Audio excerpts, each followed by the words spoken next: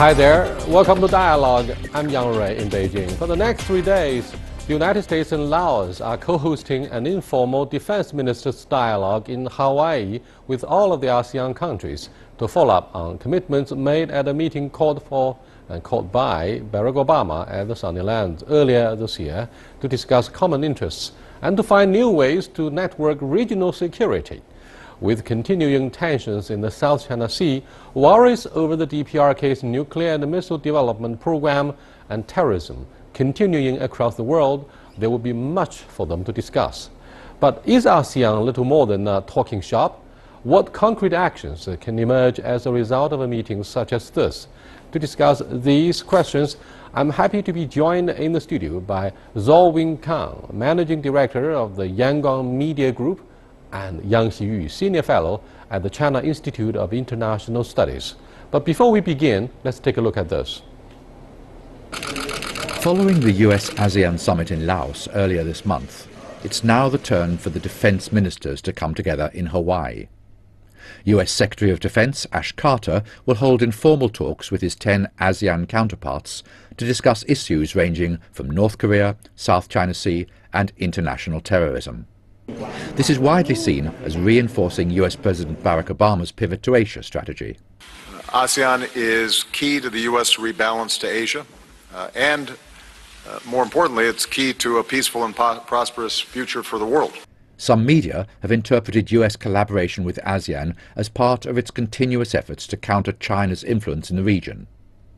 With the tensions in the South China Sea, US rebalancing strategy has served as an insurance to enhance security by some of the ASEAN countries. During Obama's historic visit to Hanoi earlier this year, the US has lifted the ban on lethal weapon sales to Vietnam. But all is not going smoothly. Both China and United States are among the most important partners of ASEAN. And ASEAN does not want having to choose between, those important partners of ASEAN. The idea of not playing favourites with the major powers seems also to be gaining in popularity. Philippines President Rodrigo Duterte indicated on Wednesday that following joint exercises with American troops next week, the Philippines will end such war games. Welcome to our studio discussion here, gentlemen. Is this defense minister meeting between the United States and ASEAN different from the Shangri-La dialogue that we usually have annually in Singapore? Well, quite different. First of all, the Shangri-La dialogue in Singapore is unofficial, at most semi-official, because of some sideline talks among military senior officials, while the defense minister meeting on the ASEAN is a full official mechanism. And secondly, all presentations or remarks made in the Shangri-La, at least theoretically, can be translated as remarks with their individual private capacity. However, any words in the meeting under ASEAN are representing their government officials. So, in fact, the defense minister meeting under ASEAN is really substantive, much substantive than the dialogues in Shangri-La. In other words, our friend from Myanmar, do you agree that this one that is taking place in Hawaii is more friendly, more peaceful, more constructive, instead of focusing on very spicy maritime disputes between China and other claimants in the South China Sea, for example? For my point of view, this step is very important for the all ASEAN country, to make the more peaceful process, and then to develop. And then my point of view is that we need to understand about within the ASEAN country, and then we can cooperate together for the future. Right, to promote a bright future for peaceful coexistence between different claimants in contested waters. Mr. Yang, can you expand for us on the effectiveness of the ADMM, or ASEAN Defense Ministers meeting, in actually helping promote peace and security? Well, theoretically, the mechanism is very important, but in fact, unfortunately, the efficiency or results of such a mechanism is little.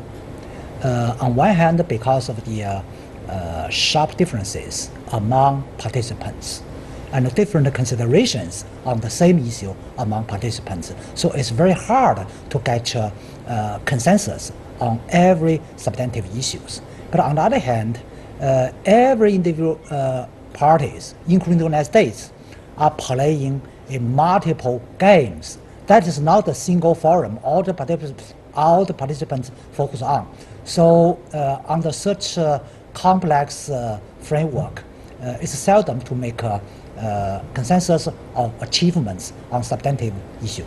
Is it true that is it true that defense ministers from the following countries such as Australia, Japan, China, and India are also invited to be observers on the sidelines of the multilateral conference here? No, actually this defense minister meeting between U.S. and ASEAN is a very important pillar solely for ASEAN-U.S. summit. You know, there's the President Obama has met ASEAN average ASEAN country leaders as a mechanism. They want to solidify such a mechanism by setting up the U.S. ASEAN defense ministers. Unlike the ASEAN defense minister meetings, that's expanded to all the nations you mentioned, including the United States. But for this forum, U.S. really focus on the pure bilateral, U.S. as one side and ASEAN as a whole as the other side. That is a pillar for their summit, not for the ASEAN mechanism. So it's actually a mechanism of a 10+1 between ASEAN and the United States only. Indonesia, a major economy within the framework of ASEAN, once is put forward an initiative of establishing an counterterrorism center. Yes. Yet all other member states seemed not to be so concerned or interested in this idea. Yes. Is that because of their fear that this anti-terrorism center could be turned into a military alliance? Yeah, it could be because we need to solve the same international something like that ISIS terrorists. We have to solve like this program. And then second one is my idea is they have to solve the human trafficking and then draft trading, something like that. So that's why like this Indonesia idea is I agree for that to begin to found the counter-terrorists. Myanmar, your country, is a young democracy. Yes. With the democratic elections, Aung San Suu Kyi became the de facto leader of the National League of Democracy. What can you tell us about the border issues, for example, and the process of national reconciliation in your country following the democratic election, and what can China do in the framework or the new cooperative security framework? Oh yes, this is very important for the two countries because we have over 2,000 kilometer border. So that's why now we our country our leader trying to get the peace process for the whole country. Yeah. So at the times, China's supporting is very important for us. So the last trip for the Aung San Suu Kyi visit to here, China president also agreed to support for the Myanmar border peaceful process. This is very good effect for our country. I also trust for to improve two-country border, peaceful process, and then two-country border, developing process, and maybe very soon, I trust. With that, we come to the end of the first part of our program. We have a very friendly representative from Myanmar addressing the sensitive issue of geopolitical rivalry between the United States and China, with ASEAN being a third party, unfortunately. When we come back, we'll talk to Mr. Yang Xiyu on a range of other issues concerning the regional security and peace. Please stay with us.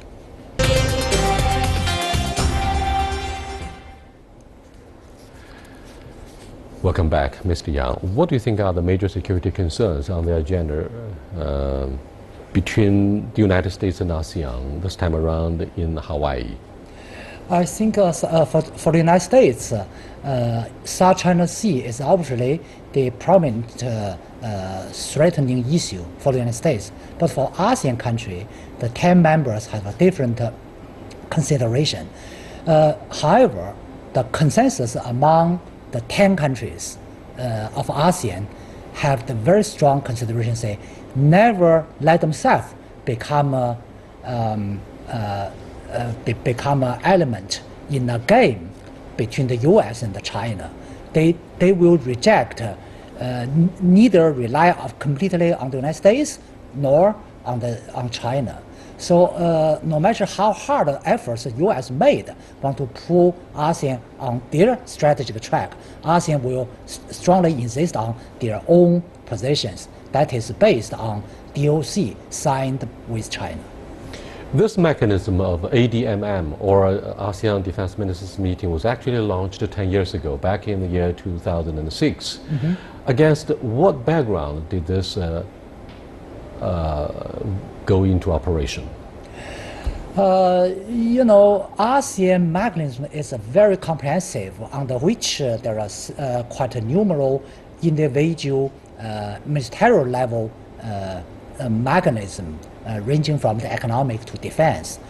So 10 years ago, when this mechanism is launched in defense areas, ASEAN really wants to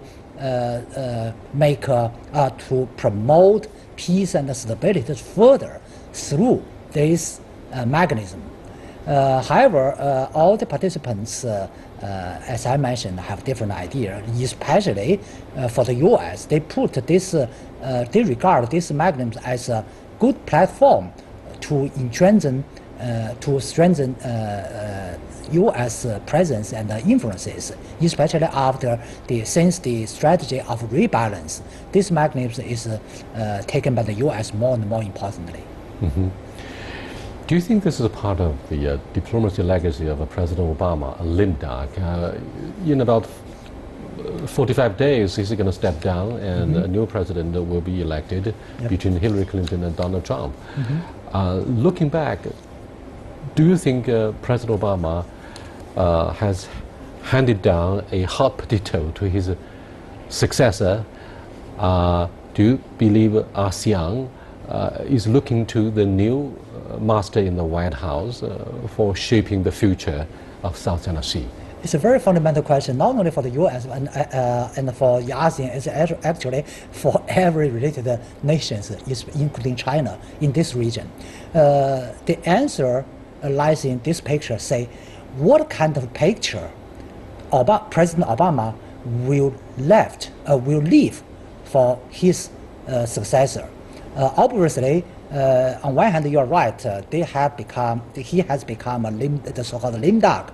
But on the other hand, the administration in the last period is strengthening rather than reducing their efforts to, number one, build up a framework to contain China. That's the purpose for the rebalance of the strategy. And number two, want to strengthen the network of alliances and cooperative countries.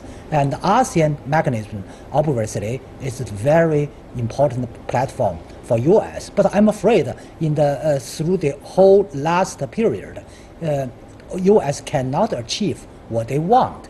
And however, turning their global strategic focus to Asia Pacific, such a policy will be continued no matter who will win this campaign. You said over and over that ASEAN as a regional bloc has been quite divided with a particular regard to the maritime disputes because most of the 10 member states are not claimants. They do not have immediate stakes in the contested waters. At the same time, however, they rely on the United States for the umbrella of security and protection. So who is potentially the major source of threat to the whole of ASEAN? In theory, the United States is regarded as a reliable ally. At least the understatement of their cooperative mechanism suggests. This question will produce a very interesting answer from ASEAN country.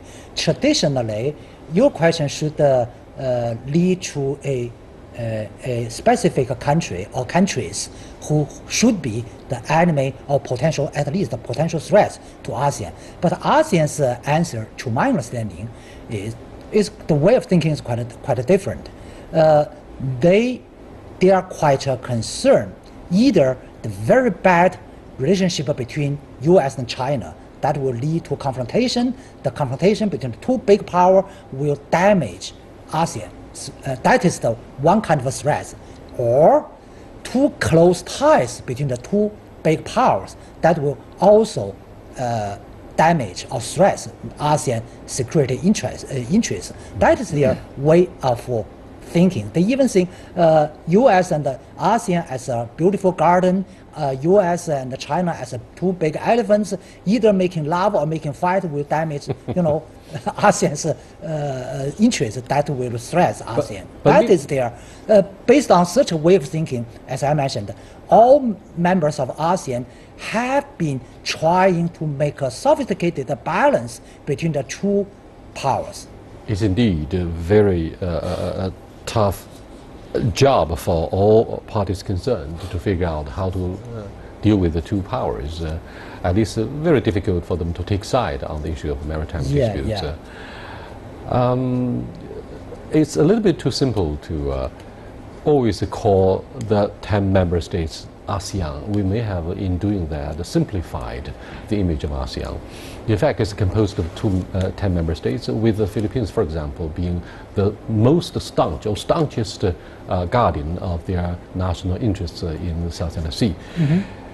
But the newly elected president, Mr. Duterte, turns out to be a maverick from the perspective of the U.S. government's observation, and he is not to be trusted because he calls for ouster of American Marines from an area where the Americans were joining hand with the local Filipino troops in fighting Apsayev, a so-called terrorist organization, and the Philippines refused to join the patrols near the disputed waters and islands. So what do you think of this black horse in ASEAN?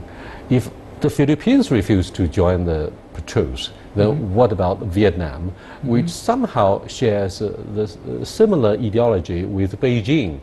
And following their major personnel reshuffle in the cabinet, in the Congress, in the Central Committee of the Vietnamese Vietcong, I mean, there could be a new scenario politically for Vietnam. So it could be a luxury to expect Washington and Hanoi to join hand in their fight against Beijing. So what do you think of the intricacy, the complex between and among the member states of ASEAN?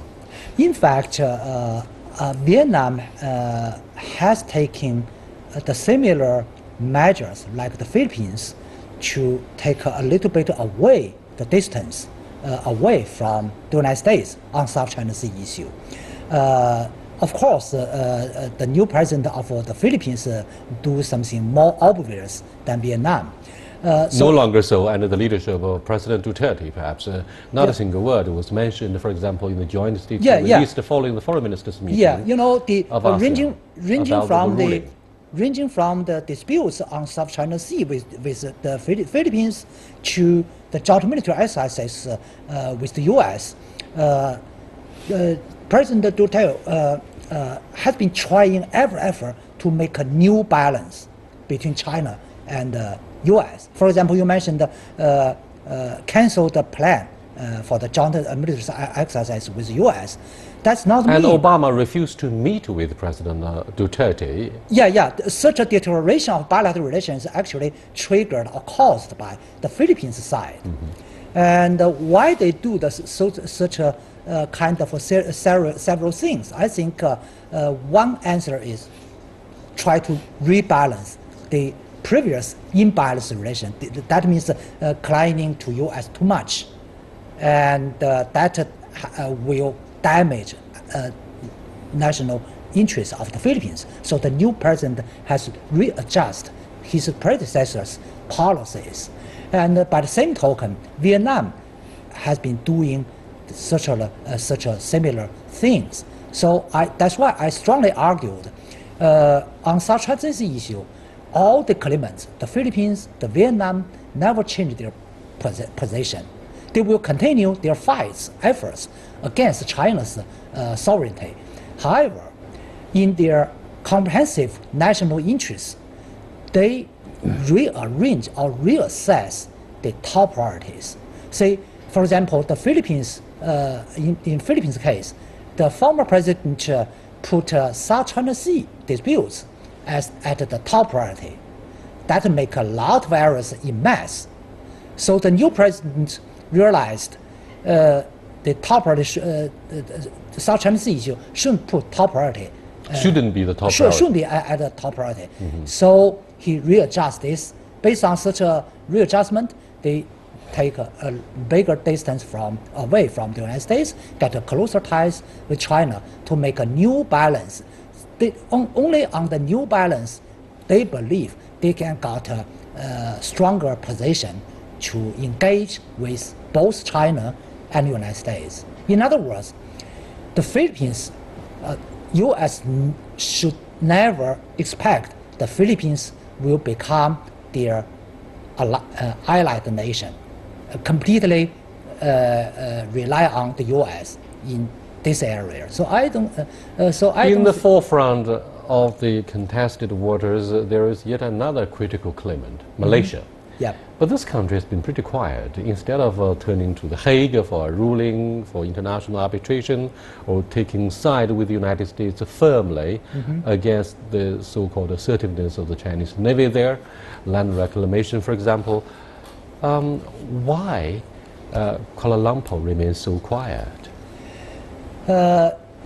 If you look back, Malaysia's diplomacy record, for example, 20 years, even 30 years, we will find the Malaysian government, every government, has been conducting a unique, independent policy. On South China Sea issue, they are very smart. The long-term consideration by Malaysia is never turn this issue into geopolitical question. They insist on their position, say, challenging China's sovereignty. However, they want to put this issue under the coverage of the legal disputes. However, for the United States, they are global power. Their involvement in South China Sea does not design to name the sovereignty belongings.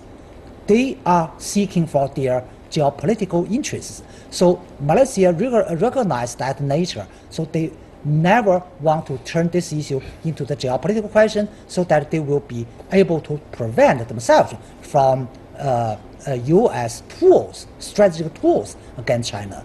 And I think the recent readjustment from Hanoi and the Philippines stem from the same consideration. Say the previous tensions between Vietnam and China, the Philippines with China, the background is the United States. So the two small countries realized if they continue to go that way, sooner or later, the two countries, they themselves will become strategic tools in the game of geopolitical competition between China and the United States. And perhaps Malaysia also benefits enormously from quiet oil drilling.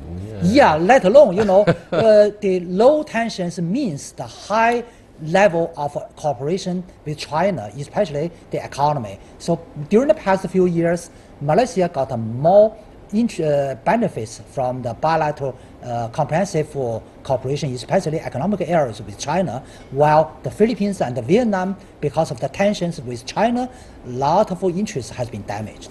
The last question is about the issue of a THAAD deployment in the DPRK. Yep. ASEAN is away from, is not very close to the disputed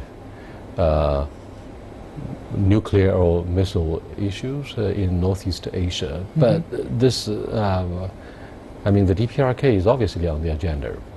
What is the attitude or consensus, if any, by ASEAN in their discussion of the security scenario in Northeast Asia?